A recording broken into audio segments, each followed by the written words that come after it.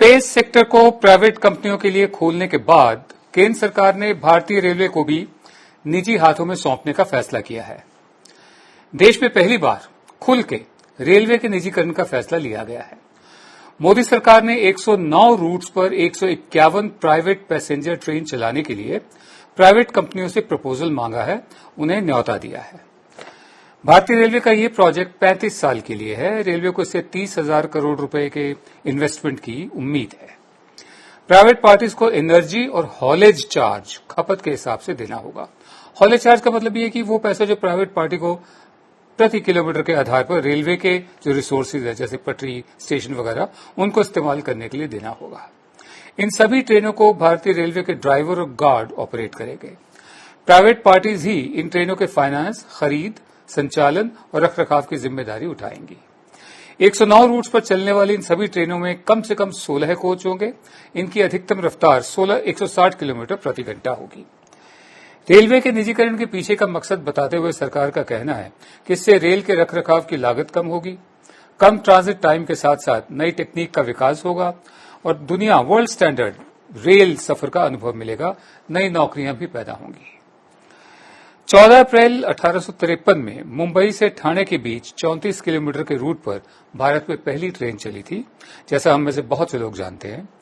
लेकिन आज भारतीय रेलवे एशिया का सबसे बड़ा और सिंगल मैनेजमेंट के तहत दुनिया का दूसरा सबसे बड़ा रेलवे नेटवर्क है। एक बहुत ही दिलचस्प जानकारी है। भारतीय रेल करीब 70,000 किलोमीटर की दूरी तय करती है रोज। 7,349 रेलवे स्टेशन है। भारतीय रेलवे के करीब 1 करोड़ और 27 लाख कर्मचारी हैं। कोरोना महामारी से पहले रोजाना 12,617 ट्रेन में करीब 2 करोड़ 30 लाख मुसाफिर रोज भारत में सफर करते थे। मेरे साथ हैं श्री प्रेमपाल शर्मा। आप एग्जीक्यूटिव डायरेक्टर रहे हैं मिनिस्ट्री ऑफ रेलवे में। आपका बहुत स्वागत और शुक्रिया हमें अपना समय देने के लिए। मेरा पहला सवाल आपसे ये है कि BPCL, shipping corporation of India limited, ISRO जैसे संस्थानों को प्राइवेट सेक्टर के लिए खोलने के बाद 109 रूट्स पर 151 प्राइवेट पैसेंजर ट्रेन चलाने के रेलवे के फैसले को आप किस तरह देखते हैं? मुझे पहली बार धक्का सा लगा है, विशेषकर जब कोरोना समय में, और रेलवे ने अपनी क्षमता सिद्ध की थी और यह भी कि सरकारी तंत्र कितना जरूरी है, चाहे वो अस्पताल हो चाहे रेलवे हो। तो उसमें अचानक ही ऐसे दौर में यह घोषणा करना, मुझे लगता है कि पता नहीं क्या मजबूरियां हैं और शायद यह इस समय नहीं करना चाहिए था। ऐसा नहीं कि निजीकरण की बातें आज सुनने को मिली हैं, पिछले आपने देखा होगा पिछले कई वर्षों से, और ये कह सकते हो कई दशकों से हम धीरे धीरे निजीकरण की तरफ बढ़ रहे हैं। आपको याद होगा 6 महीने पहले कुछ 150 ट्रेनों के बारे में कुछ उन्होंने संकेत दिए थे जब तेजस की शुरुआत की थी लखनऊ से दिल्ली।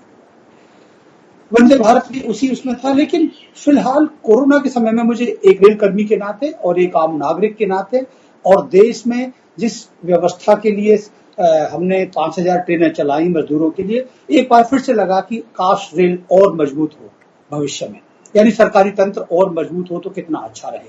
अब ऐसे में अचानक ही यह वज्रपात की तरह है कि जिस समय जरूरत है वहां ऐसा ही इन्होंने निर्णय क्यों किया, और इसका विरोध मुझे लगता है होना चाहिए। फिलहाल तो मैं इसके पक्ष में नहीं। आपने वज्रपात शब्द का इस्तेमाल किया है। ये जो एक फैसला लिया गया है, आपके मुताबिक इसके पीछे की वजह क्या हो सकती है? जैसा कि आपने शुरुआत की, लेकिन मैं उससे इसकी तुलना नहीं करना चाहता। शिपिंग कॉर्पोरेशन को कौन जानता है? स्पेस में चांद पर पहुंचने या दूसरी बातों को कौन जानता है? भारतीय रेल हम 176 वर्ष में ये बार बार सिद्ध हो चुका है। चाहे आर्मी को पहुंचाने की बात हो, बाढ़ में हो, सैनिकों को ले जाने की बात हो। फिलहाल मैं फिर से कहूंगा कि मुझे पहली बार कोरोना के समय रेलवे पर फक्र हुआ। देखिए, डॉक्टरों ने अपनी सेवाओं को वॉरियर कहा गया, पुलिस एडमिनिस्ट्रेशन ने भी मदद की, लेकिन बहुत बड़ी भूमिका रेलवे की रही। माल कहीं कमी पड़ी अब जगह पहुंचा।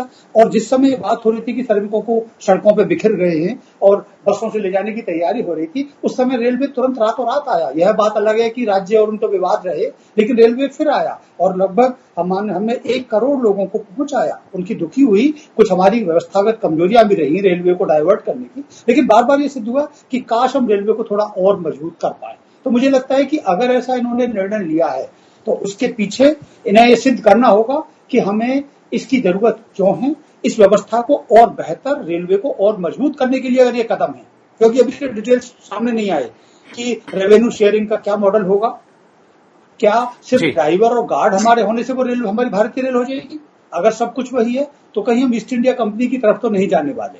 मैं आपको फिर से जोड़ना चाहूंगा, रेलवे में सुधार की जरूरत है, क्योंकि मैं यहाँ यह डिफेंड नहीं करना चाहूंगा। रेलवे की कमी थी पिछले दिनों, श्रमिकों के लिए रूट डाइवर्ट किए गए, टॉयलेट ठीक नहीं थे, सफाई ठीक नहीं थी, उनको स्टेशनों पर नहीं मिला था। क्योंकि हमारी भी जो कमजोरियां हैं, विशेषकर उत्तर भारत की रेलवे की, उसको दुरुस्त करने की जरूरत है। उसके लिए कदम उठाए जाएं, लेकिन आंख बंद करके कि हम 150 ट्रेनों को प्राइवेट कर देंगे या आज 109 रूटों को कर देंगे, 12 जोन में बांटेंगे, कैसे बांटोगे, उसकी व्यवस्था संसद के सामने रखी जाए और मुझे लगता है यूनियन के सामने रखी जाए।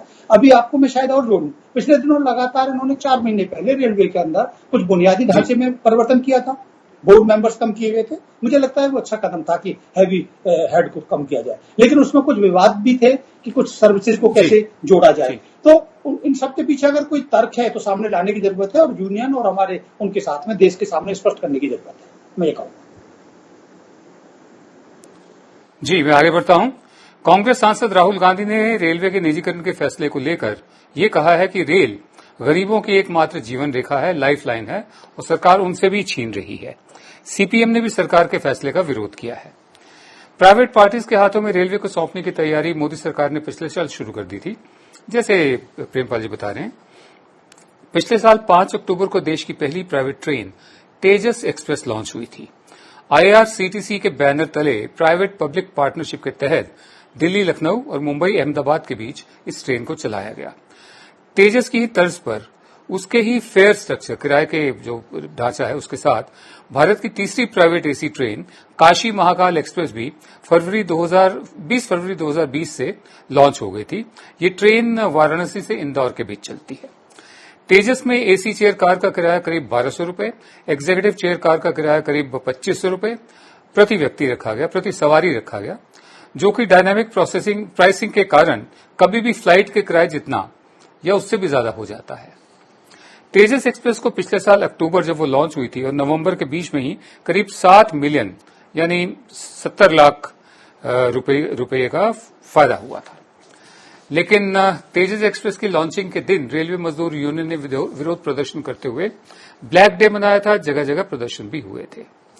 द प्रिंट की खबर के मुताबिक तेजस एक्सप्रेस में स्टाफ से 18 घंटे की शिफ्ट कराने, महिला कर्मचारियों के हैरेसमेंट, उत्पीड़न और बिना नोटिस नौकरी से निकाल देने की शिकायतें आ चुकी हैं। हालांकि रेलवे ने इन आरोपों को सिरे से नकार दिया है। तेजस की मेंटेनेंस और फंक्शनिंग पर भी सवाल उठते हैं। मेरा दूसरा सवाल आपसे यह है प्रेमपाल जी, क्या केंद्र सरकार का यह फैसला रेलवे को भी इंडिया और भारत में बांटने की कवायद है कि एक इंडिया है जिसके पास रसूख है, जिसके पास संसाधन है, और एक भारत है जो गरीब गुरबा का भारत है? मुझे संख्या ऐसा लग रहा है, जैसा कि इन्होंने घोषित किया है कि वो उनकी ट्रेन अच्छी होगी, विश्व स्तर की सुविधाएं होंगी इन ट्रेनों में और उनकी पंक्चुअलिटी अच्छी होगी। आश्चर्य की बात है कि कल ही रेल मंत्री जी ने यह घोषणा की है कि हमारी रेलवे के पूरे इतिहास में पंक्चुअलिटी पहली बार 100% रही है। हमने पिछले दिनों कोरोना के समय में भी ऐसे दावे किए हैं। जब रेलवे इतना अच्छा काम कर रही है और जो कुछ कदम उठाए जा रहे हैं, पिछले दिनों कुछ कदम उठाए गए हैं और मैं उनकी तारीफ करता हूं। मैं ऐसा नहीं कि ये राजनीतिक राहुल जी का या सीपीएम का विरोध एक राजनीतिक विरोध है, लेकिन मैं अंदर के एक कर्मचारी के नाते और आम आदमी के नाते कहूंगा कि कुछ कदमों की हमें जरूरत है।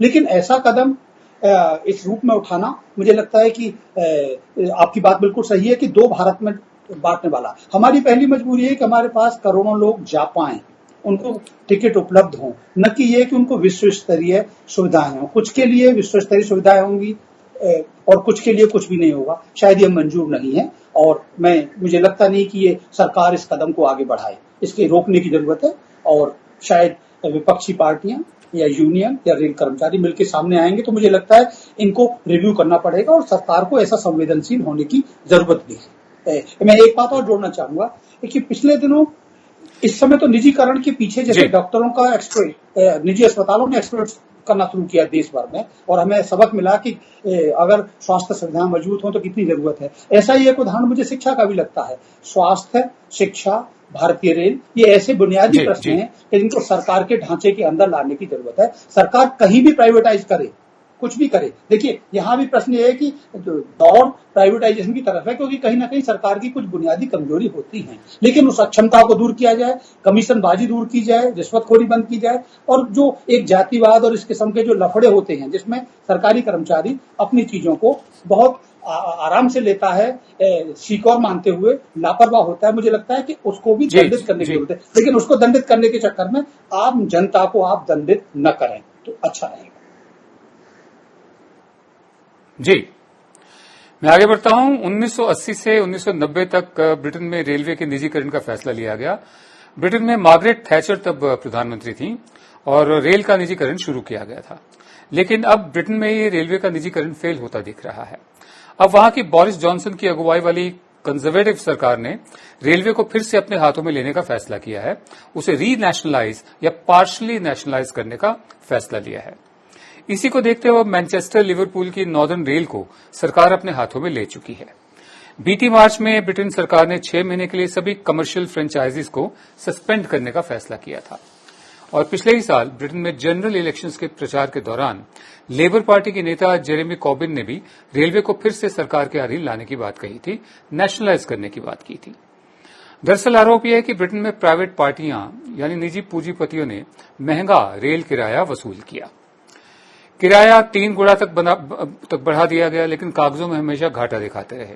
सरकार की रियायतों के बावजूद घाटा होता रहा, किराया बढ़ता रहा, जिससे आम लोग बहुत परेशान हो गए थे। मेरा आखिरी सवाल आपसे ये है प्रेमपाल जी, जी कि ब्रिटेन का रेलवे के निजीकरण का जो अनुभव रहा है और हमारी अपनी तेजस एक्सप्रेस का अनुभव रहा है, उसमें हमारे लिए क्या सबक है? मुझे लगता है कि ब्रिटेन का उदाहरण और उन मार्गरेट उनका उदाहरण देना, मुझे लगता है कि ये अब एक दीवार पर लटकी हुई तस्वीर बन चुका है।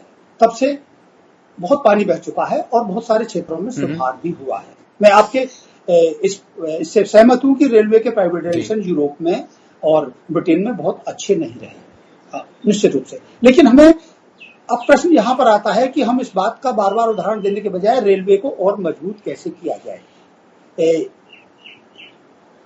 आखिर कौन सी लापरवाही है कि जिसमें 13 लाख कर्मचारी हैं और इसके बावजूद भी हम टिकट नहीं दे पा रहे। हमारी आर्थिक स्थितियां अच्छी नहीं है, उसके लिए भी हमने बार बार रिऑर्गेनाइज किया है, प्राइवेट पार्टियों को ले रहे हैं। अब प्रश्न इसको होने की जरूरत है कि सरकारी व्यवस्था भी रहे और रेलवे और ज्यादा से ज्यादा सरकारी नियंत्रण में रहे, लेकिन उसको सुधारने के लिए कुछ कदम उठाने होंगे, चाहे संसदीय समिति बने कि आखिर रेल प्रशासन उतनी चुस्त क्यों नहीं बन पाता। ऐसा नहीं, हमारे पास में सक्सेस स्टोरी भी कम नहीं है, कोंकण रेलवे से लेकर दिल्ली मेट्रो और दूसरे। उस मॉडल को दोबारा से शायद रिव्यू करने की जरूरत है, लेकिन आंख बंद करके प्राइवेटाइजेशन की दौड़ की तरफ भागना शायद ये आत्मघाती होगा और हमें रोकने की जरूरत है। लेकिन यहां मैं ये भी कहूंगा कि सिर्फ रेलवे का ही नहीं, मुझे लगता है कि मैं फिर से अपनी बात पे आऊं कि शिक्षा और स्वास्थ्य के लिए भी वैसे ही मानदंड की जरूरत है कि आखिर सरकारी व्यवस्थाएं कमजोर क्यों हो जाती हैं। सिर्फ हम पैसा लाएंगे कहां से, हमें उसको जरूरत है रेल की पटरियों की। चीन के मुकाबला करने के, मैं अपनी बात को अंतिम आत्मनिर्भर की बात हो रही है। जब आत्मनिर्भर की हो रही है तो मुझे लगता है कि कुछ चीजें तो सरकार को अपने नियंत्रण में और मजबूत करने की जरूरत है, एक लिमिट से आगे उनको छूट न दे। तेजस का उदाहरण भी बहुत अच्छा उदाहरण नहीं रहा। कर्मचारियों को एक्सप्लॉइट किया गया, उनको विशेषकर महिलाओं को प्रताड़ित किया गया और शायद ये बड़ा गलत उदाहरण है। हम उस पर रोक नहीं लगा पाएंगे, इसलिए रोकने की जरूरत है।